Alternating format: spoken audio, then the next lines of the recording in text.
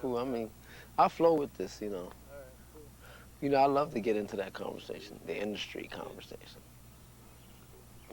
So yeah, will you introduce yourself and tell me about your early days coming up as an artist?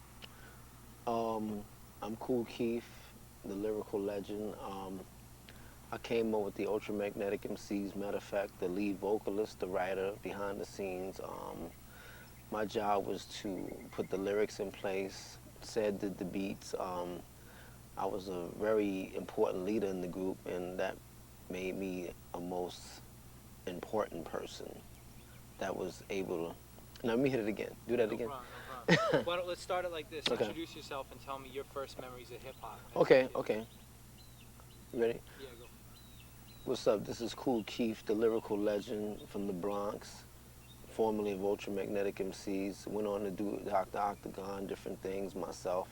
Um, my inspiration was when I went to the T Connection and I seen Kool Herc and the Herculoids was up there, and even some of my earlier days, just rap starting from a light post, when they just had the technique SLB ones, when they were the orange lights, it was like just them plugging that stuff up to New York City streets. And to find a jam back in the days was kind of ill because the echo used to bounce off the projects and you couldn't really find where the place was. So you had to hear your way to where the jam was. Like, say, if the jam was in Wagner projects, but it's a lot of projects, even if it was on Webster projects, you have to hear your way how it echoes. So you could always hear a jam through the echoes of the buildings bounce off the walls. You know, you'll get near it, you might get far from it. It was kind of tricky too. That's great. Around what year was that? Who were the people doing their thing and This being? was in the early '80s, like Flash, Kaz, Theodore, the L Brothers, Mean Gene, Kenny Ken. You had more different types of street crews back then. You had Kaz wasn't even with Cold Crush back then. He was with himself. He was just a DJ by himself with his maybe some other MCs he had. It's weird how some of those groups formed, like basically through contests, battles. They had to be a member. I remember when Kenny Pounder had joined Cold Crush. He joined through there was a contest. You know, a lot of these groups were contests, DJ contests. To become a DJ of that particular group was through contests. They made a lot of these groups like Sha Rock and the Funky 4+1. A lot of them was through contests. Um, these days it's a multi-billion-dollar industry. Was there even an industry back then? People were just doing it, obviously. Nah, it was basically, I mean, just a street level thing. It was just like phase two, the flyer game, giving out the flyers, just circulating them around the high schools and stuff. And I think it was more street orientated. Right now, it's went to another level that's not even half of what was before. It's just now, it's just different. Back then, it was more um, your street credibility had to be real humongous. They used to do shows and they pretty much market their own selves. You would have Crash Crew play with Grandmaster Caz, and you know, then you would have Starsky, Busy B with Kumo D together at some, PAL center or something. So they had a better marketing scheme. And the thing about it was only $2, but $2 made a lot of people come. Nowadays, you got a big coliseum. They want what $90 to see somebody hold a jock for like what 15 minutes for a stage show. So you get beat right there. Back in the day, they stay on stage for what 4 or 5 hours for $2. So, how did it? Tell me about how it developed as a hobby for you, and then how that became a career. I used to watch rappers rap, but I never would go out to the park and rhyme. I used to just go home and write, and I used to say, well, it must be hard to write. When I used to listen to the the first elevated group, when I used to listen to the Treacherous Three, I think that made me feel like I can write rhymes from the level I was coming from high school, feeling that that is a level. I wasn't with too much of the yes, yes, y'all stuff. I just felt like when they came out, when Mo D, Special K, and LA Sunshine, that made me feel like I could write lyrics. Like that gave me my break to feel like I can write lyrics. And then they were using a lot of vocabulary, the first probably. I think even Mo D was the first with big words, Special K, Tila Rock's brother. So that made that whole era jump off from the whole Tila Rock thing to the big words. That's when Ultramagnetic came in. So you were saying before an MC almost backed up a DJ, and then they moved to being like actually writing the songs and putting out. Well, back in the days, it was more DJ driven, like Grand Wizard Theodore, Charlie Chase. You had your, Breakout, your Baron. You had Herc. You had, um, Grandmaster Kenny Ken, Mean Gene Theodore, his crew. So you had more base of DJs. Back then, an MC would could just come and say his yes, yes, sure, and they had the echo chamber. So that was more like a break for the rapper. He didn't have to say a lot of words. He didn't have to come with 16 bars of a delivery. He just had to say a yes, yes, sure, and that was it.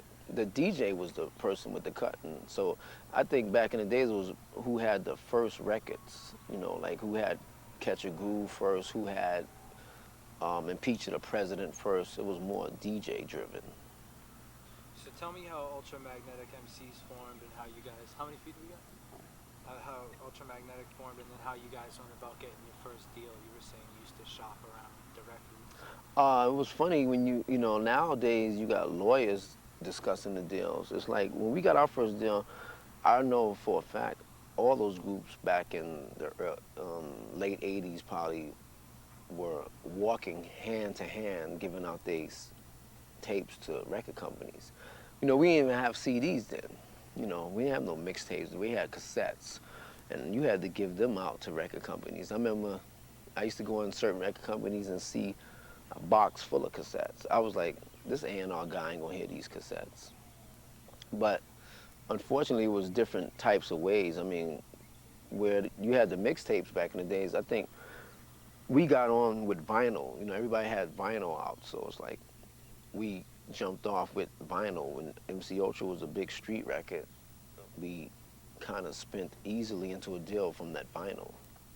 So you did it independently. How did you guys get the resources together to record and press up some vinyl? Said and Mo Moms bought him an SB12, and Said had a job, and Mo had a job. We saved up money and put money together. We was gonna do a solo album, matter of fact, because Said's brother had equipment. He used to be, he was into his singing stuff.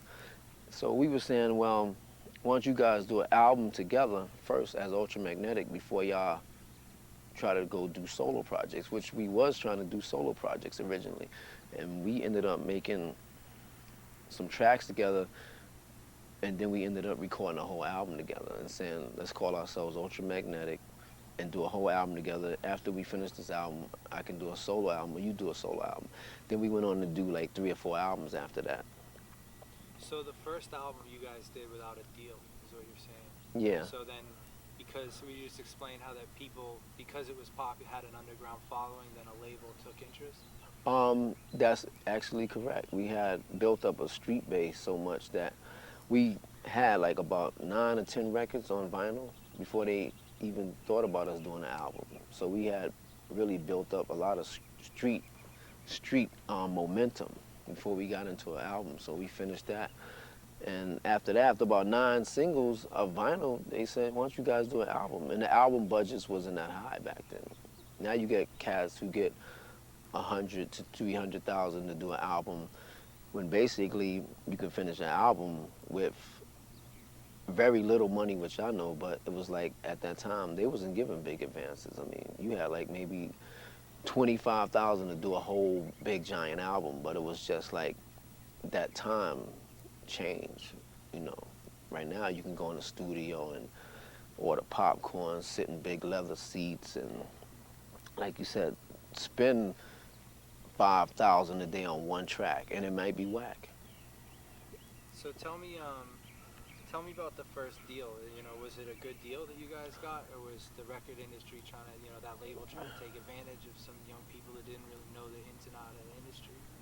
Um, at that time, me and Sad was making our own money. We didn't really care. We wanted to get our music out, but at that time, which happened was we was almost gonna go into a standpoint of where we was gonna get jerked, but unfortunately, we had met people down the line when we was managed through different people. You know, when Andre, different people, and we learned that we had to go right back and renegotiate our contract. That's one thing, which we still get checks from our records to today. We did go back and retrack and went back, but a lot of times when if we didn't go back and look at that stuff and after we were moving on and we would have let it go, it was times that we did look at those contracts and it was Hold on con. one sec. I'm sorry. You can push it a little out. Mhm. It's good. Good. Well, all right. So yeah, you know, for a young artist coming up, you know, from your experiences, what could they learn from? Um, I really found out that the budget that they gave out was not really yours. Basically, it was recoupable, and they made you feel very comfortable to get money, but it was just lent to you, basically like a bank loan, and people were happy and thought that money wasn't supposed to be paid back, and it had to be. And then when we got our royalty statements, we would see certain things that was familiar, like, well, we took out for you guys riding in the limos, the party, and the sniping campaign came out of your budget. So that made me feel like uh, a total different objection toward the music industry. That's why a lot of rappers probably went independent after that time because it was a loan, it wasn't a budget. So yeah, so the advances they made you think like it was just money coming at you and it was stuff you all had to pay back. Right. Um, Over the years, what have you? How do you approach, you know, deals differently now? Well, those times were our experiences as the beginning, which a lot of new artists don't learn. They basically got people handling their business, but they don't know the business. So what makes you laugh is that they don't know the business. So when people grant you with plane trips, limousines, hotel rooms, um, big studios, over budget recordings, a lot of big producers, they don't know no better. So at the end of the day, they're gonna find out that it was a long highway. So that made me approach deals differently. I didn't really ask for big advances. I didn't care about big advances. I didn't really need the money.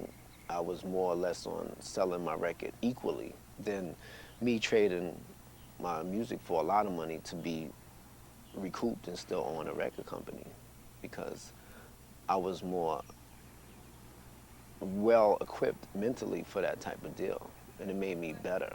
So all the deals that in the industry made me perfectionate and better. It made me even close better deals. It made me go out, get more record deals. It made me whatever. I changed my name. I become another person. I switch off into another group. I mean, my flexibility was so high.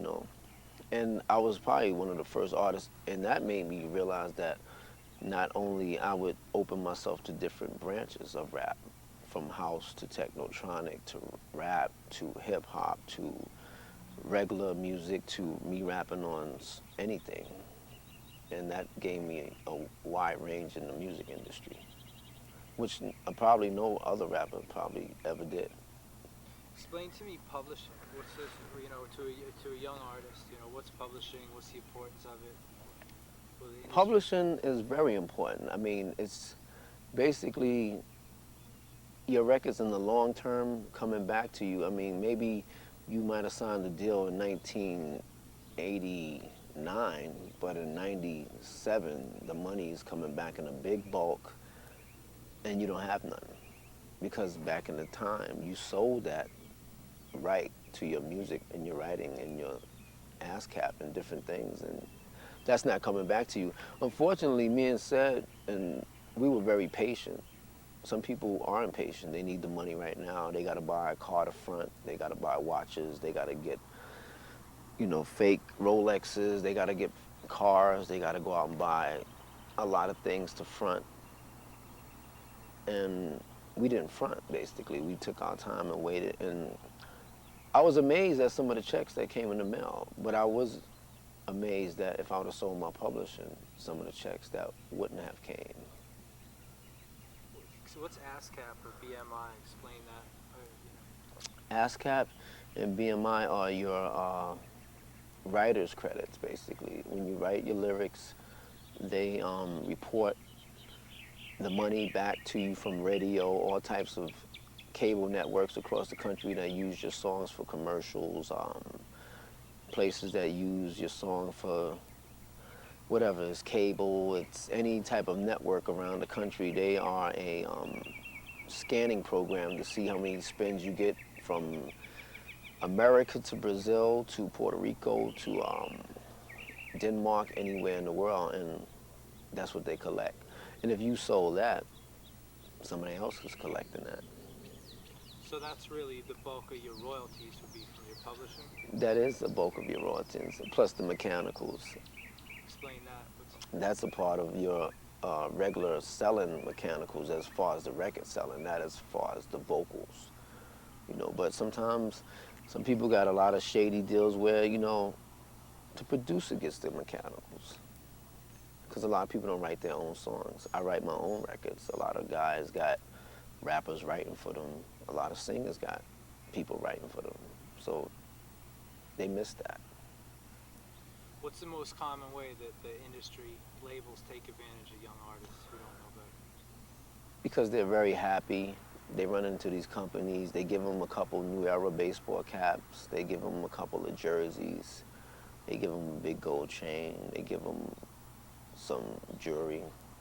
They give them a couple pair of Adidas for free. And they swallow it, and they love it. And they give them a limo, a night out, a hotel, a few new girls that they never even had in their life.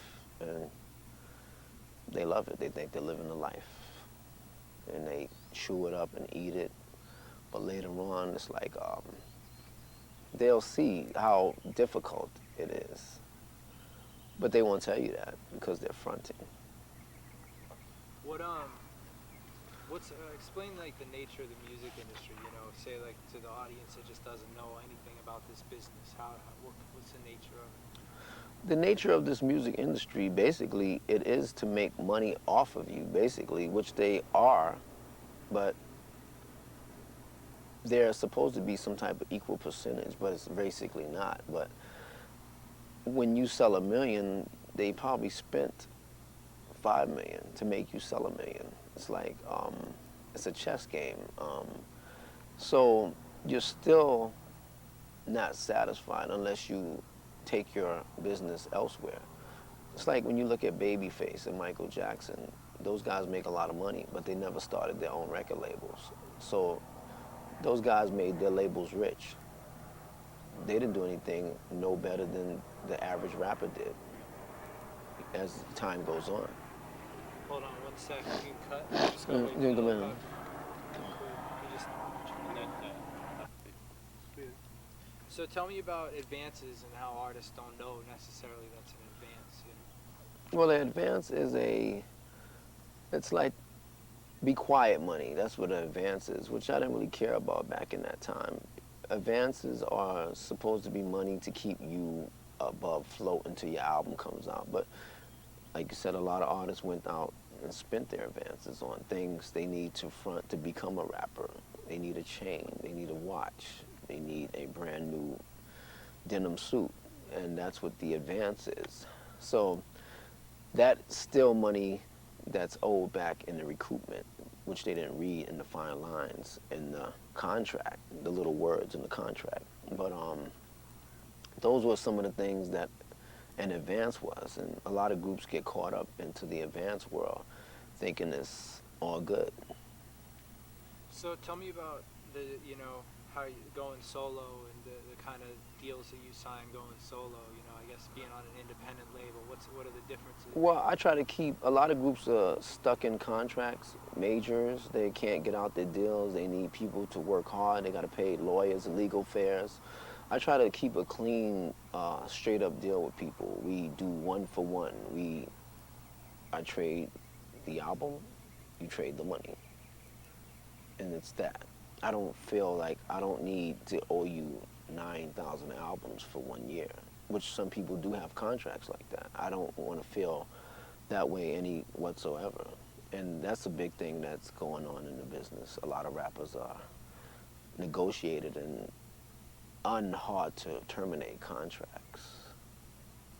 So you've been working with independent labels. Uh, Back and forth. I'll go major, I'll go independent. It has no problem. It's just what the deal is basically. It's honestly what's in the contract. All right. So just moving on to the music itself, how have you seen the music change over the years? And has the fact that all this money's been poured into this industry affected the music? I think the industry has gotten more ridiculous with one or two producers doing the whole music industry. I think that lost a variety because it trickled into rock and it trickled into everything. I think one or two producers doing 90% of the music industry, I think that is totally an insult. It sucks because it offers the artist no differentiation. You can't tell a sound. At least back in the days, Cameo had a sound. Brass Construction had a sound. James Brown had a sound. The Gap Band had a sound. Ashford and Simpson had a sound. Johnny Mathis had a sound. Ultramagnetic had a sound. But now you have no sound. You got one sound from everybody. And I think that's a fault in the business that we have, basically, that can make the music industry much better and people have more of a variety. Cool. Kids look at being an MC as a possible way of becoming a millionaire, whereas when you came up, it was more as a personal thing. You just described sort of you seen a difference in the music if Um, I think we just have like a one-track subject right now. I don't think we have any poetry variety. You know, I think back in the days you had more. You had your Public Enemy, you had your Ultramagnetic, you had KRS, you had Rakim. You had different brackets of rap. Right now you just have one form of how much do you have, where I live, I'm gonna shoot you in your head. That's all you got basically. And it's like, it's getting monotonous basically. It's the same thing. It's just getting repetitious. And that seems like we've been trying to sell that for the last 10 years. why do you think there is a lack of substance in music these days, or what do you think made the music full of substance and variety before? Just I think it was talent, basically. Right now you have no talent out there. It's just people are just signing people because whatever, they just think that's the trend to follow. I think A&R is very scared. I think the record companies have the wrong people in the wrong positions. I mean, a lot of the people from the past wasn't hired in those positions in those record companies. Like, you got a lot of new people in positions that don't belong in those positions. So it's like a person who knows about that should be in that position. Right now, you don't have people in those positions. So you got a lot of brand new people who used to be farmers, they're in rap, people who used to be fishermen, people who never knew anything about rap music at all is telling you about rap music. um,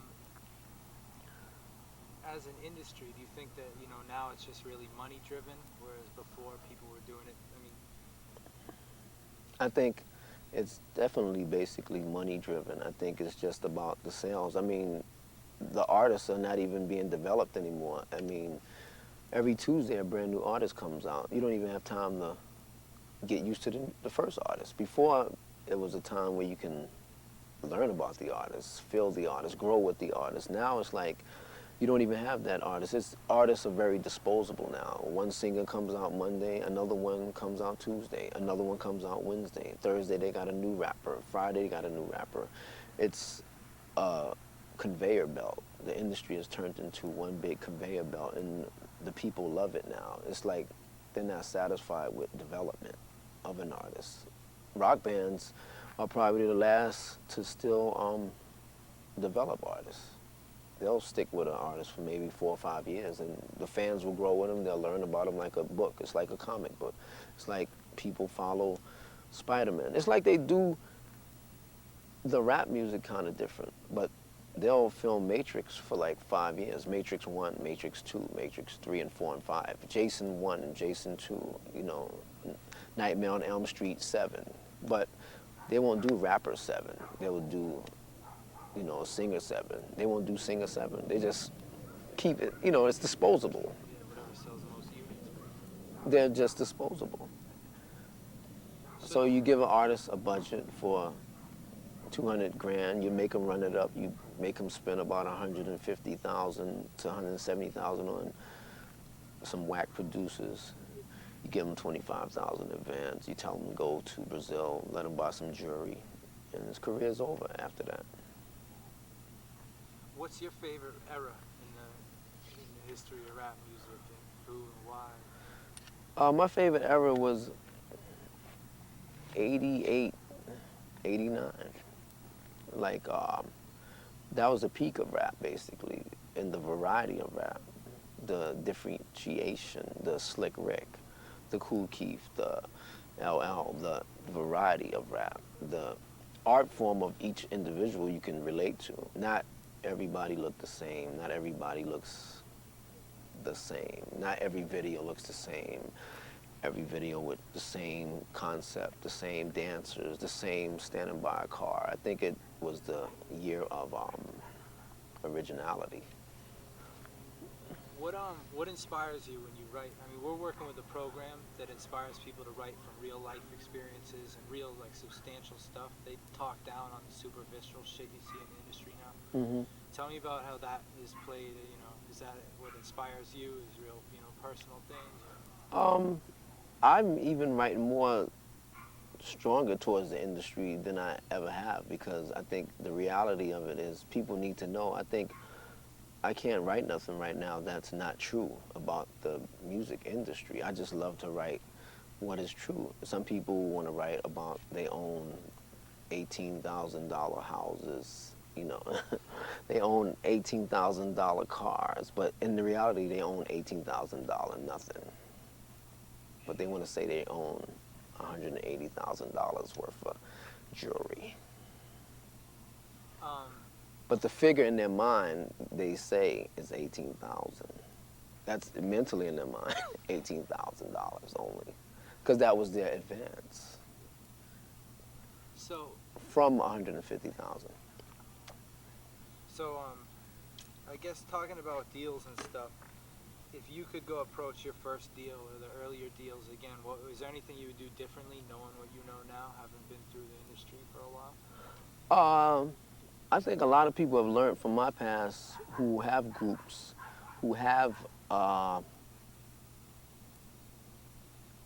individuals under them. I think they know better now. I think they're jerking more upcoming artists than they were ever, being that the time that they got jerked. I think they have learned the business.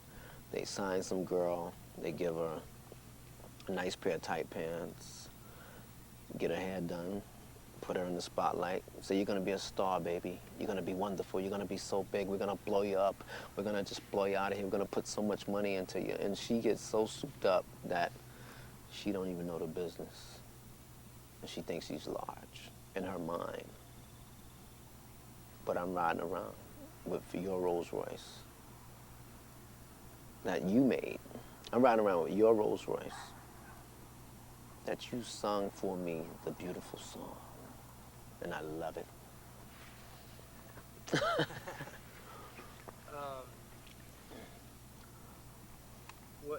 If you were to give advice to some young artists coming up right now, what can they do to empower themselves coming into the industry?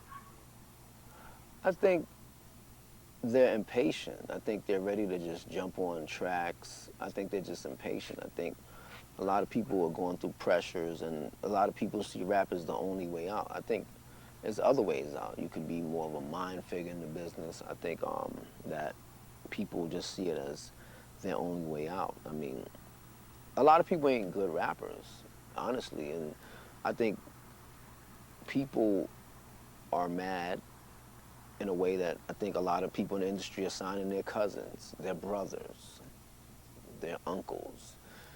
I'm sorry to be a straightforward person and tell you, your uncle can't rap, your brother can't rap, your little nephew can't rap, your son can't rap. Just they should take it more serious and because there is a lot of good rappers out there in the universe and take their time, and those rappers are more discouraged because the industry is formed that way because people are signing their little brother.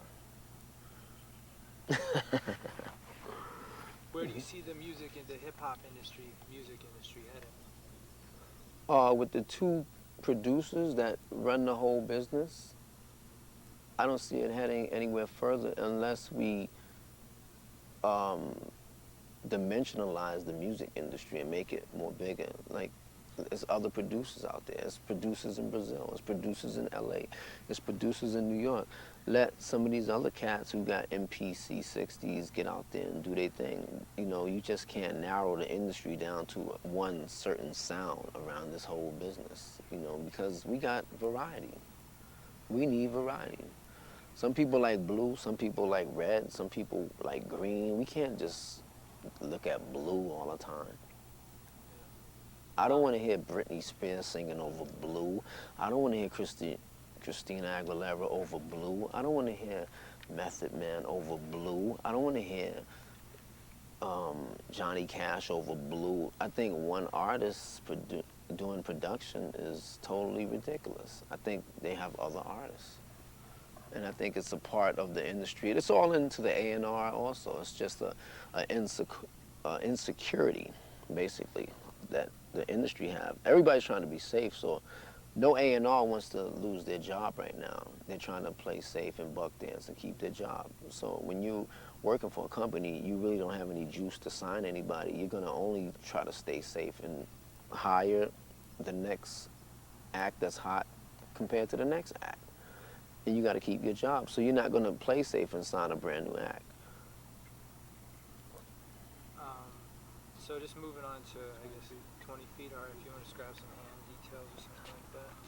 So we're gonna throw on this last mag, Mm-hmm. and then this Oh, program, yeah. gonna keep my shadow up, is geared towards social change, really trying to impact the community and people through music, not through bullshit, whatever Mm-hmm. educational raps, but just musical content, stuff like that.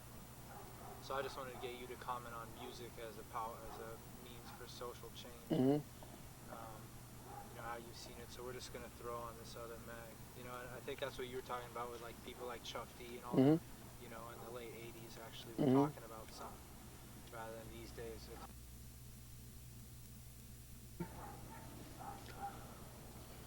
So yeah, I guess if you'll tell me about music as a vehicle for social change, how you see, being a powerful tool to reach people. Well, it is a powerful engine for music, social change. I think it just has to be it. I'm sorry, hold on. We just had a problem with the camera. Okay. Can we just start that over again? Okay. And go ahead. I think it is a power vehicle for social change under one condition. If we dimensionalize it in different brackets, because right now we're all tuned into like one thing. Shit, I'm sorry. Or the birds. So yeah, if you just tell me about music, start.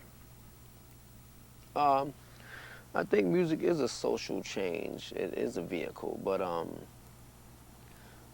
it's on different stations. It's not definitely on one station.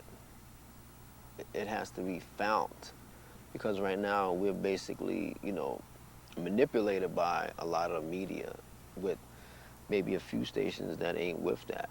So if the people are lazy, they're not gonna go find those different channels. And That's the hardest part of it being a vehicle for social change. It can be and it cannot be. It's a two-way thing. But you have more stations playing what is trendy in the same thing that has no significant meaning, and you have other stations playing stuff that are meaningful. So it's the people that makes the decision. Do you feel like, in the late 80s, early 90s, they were putting out music that actually had a message to it, whereas now they're putting out, the people, I guess, want pop music that doesn't really. It's not more the message. It's more of it was more entertaining.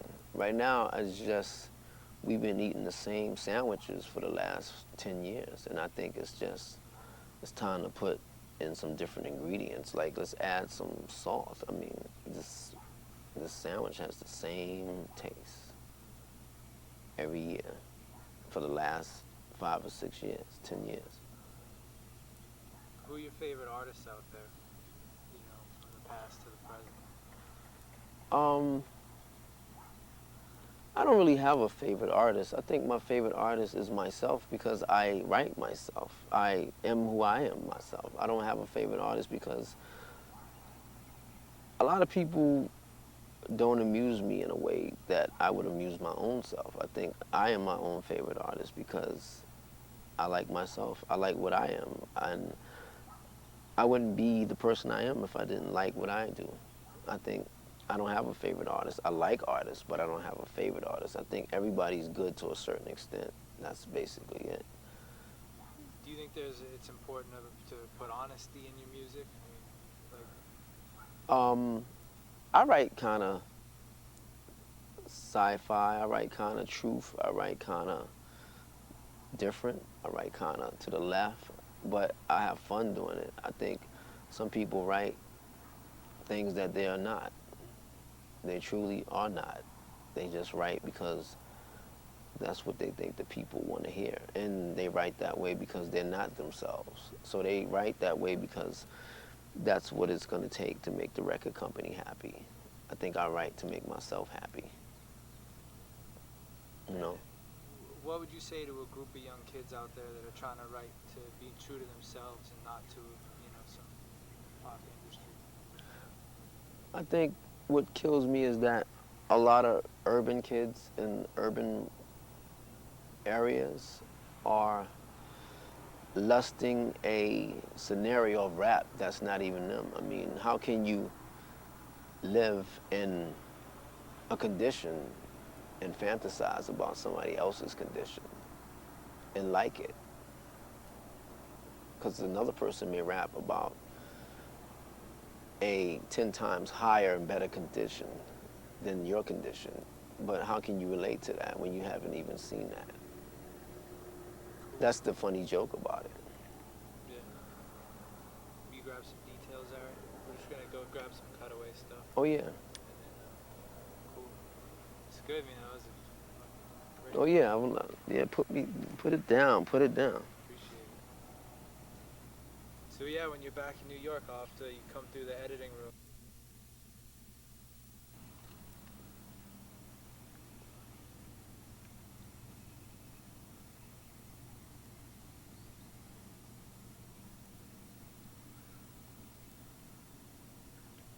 Yeah.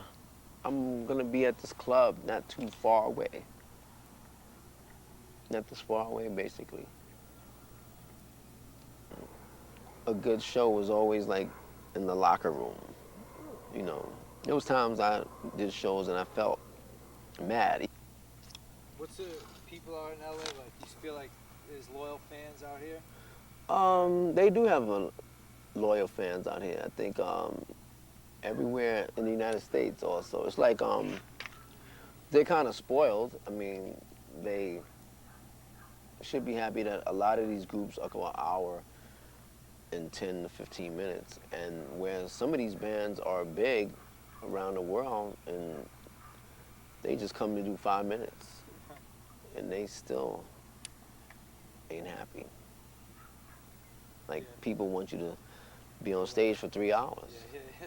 Like, like what is it? Football? London, it ain't like it used to be. I tell you, even Europe has gotten Americanized, where it used to be a town of uniqueness itself, you know. And I'm basically ready to. You can't go to Houston and hear maybe something different, like they're playing 12 different records from New York. It's the same list. It's the same list. Like you already know the program once you leave town, and it's not fun. It's not fun when I can look at my watch and tell you when a record is getting ready to come on the radio, and I'm in Houston or I'm in Florida. It's just, I think that has to change though a little. It's we too be different. You know, let Gray's Papaya be in New York. Let Pink's Hot Dogs be in L.A. Let Joey's Burgers be in Houston. You know why? We can't synchronize it too much and have one chain of it all. It's just it gets monotonous. Just no, it doesn't make it doesn't make a vacation out of traveling. You know, It's true. I've noticed that. Like, vacation. New world order, globalization. Yeah, it's too synchronized and controlled. It's just overly synchronized. You know. You know.